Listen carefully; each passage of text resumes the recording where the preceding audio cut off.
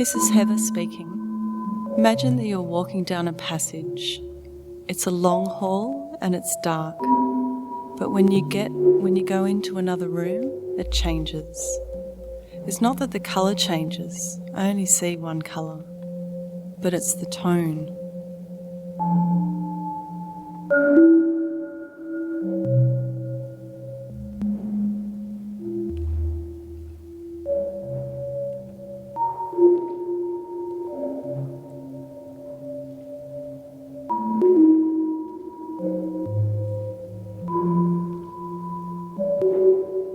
Imagine Touch is an incredibly unique work. It stars two deafblind performers, Heather Lawson and Michelle Stevens, so that means that they don't see or hear. The way they communicate is through tactile sign language, so audiences, as soon as they watch the show, are in a completely new environment. Heather and Michelle eventually invite the audience to put on headsets and goggles, and they go through a metaphorical journey of the stories of Heather and Michelle when their senses started to deteriorate. Having the audience being involved in walking through with the projected images, etc., I think has really sort of brought home to everyone the challenges that we in the deafblind community face. I'm using AV as set and lighting in kind of just really geometric, simple ways. And that's worked out really well. It gives you a hint and your mind does the rest with the audio that you hear. It's a metaphor for what happens with a cochlear implant, actually. It doesn't actually give you the right pitch until you learn with, conceptually to change the way that you hear the pitch. The fact that this story has emerged out of intense isolation, which is what a lot of deafblind people go through, I think that's why audiences are so moved by it, because it took so much to make that come out.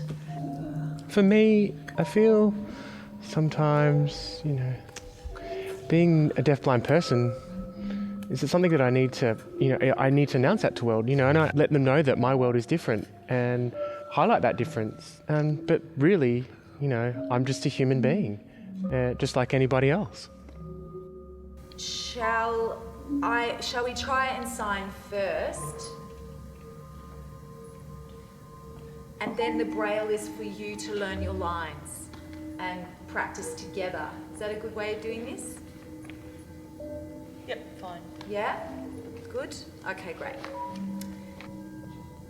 Michelle, hey, are there any good-looking guys out there? Interpreter 1. Yes, let me have a look. There's 1, 2...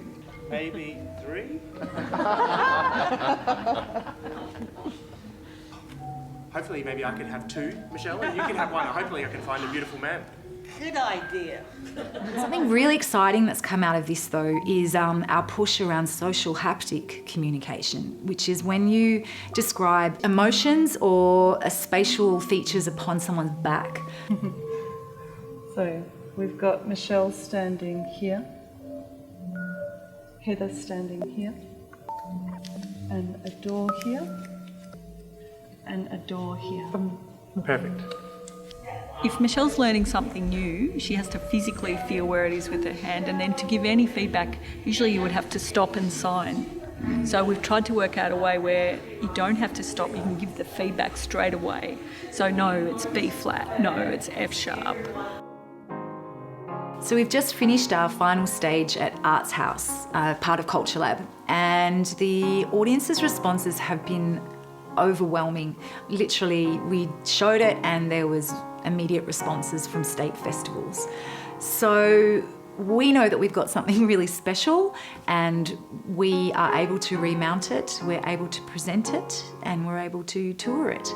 We really want to keep going with that journey, and Heather and Michelle just really want to keep travelling and telling people, and because you know what? It takes them out of that isolation. It gets them connected. It awakens people, and it will make the lives better for thousands and thousands of deafblind people around the world.